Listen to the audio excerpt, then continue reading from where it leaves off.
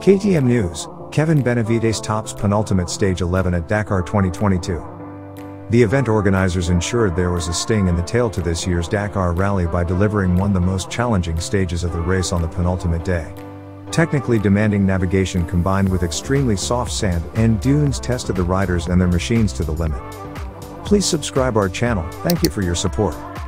After a disappointing stage 10 yesterday in which his 2022 Dakar hopes came to an end, Benavides bounced back in style, showing impressive speed to top today's results.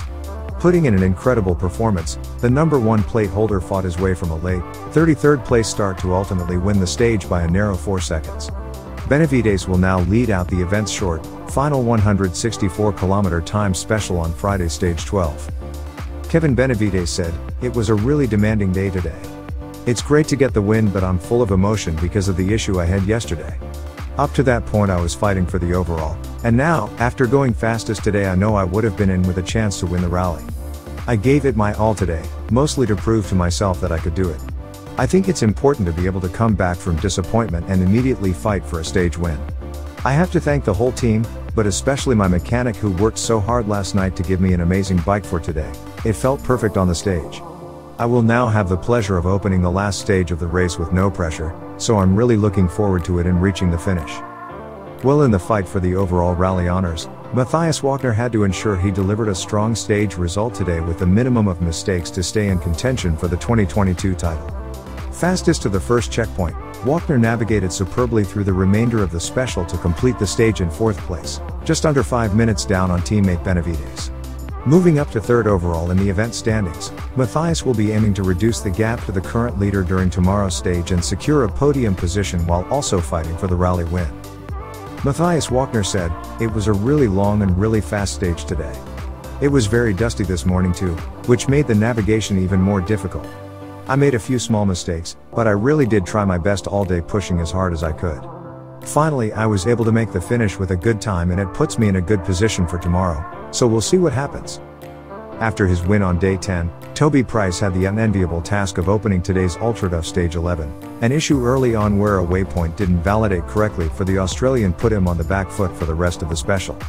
However, using his skill and speed, the twice Dakar champion was able to regroup and keep pushing through the arduous terrain. Ultimately completing the stage in 28th, Toby now lies 10th in the overall standings with 1 day left to race. Toby Price said, "It was super dusty today and navigation was tough, but I had a frustrating problem early on at kilometer 4 where one waypoint didn't validate, even though I'm pretty sure I was in the right place. I had to zigzag back and forward, and thankfully in the end, even though I was on the same track, it activated. Hopefully we can have that checked, but other than that the day went okay. I felt good on the bike and arrived safely at the finish line. One more day to go tomorrow, and that will be the 2022 Dakar complete."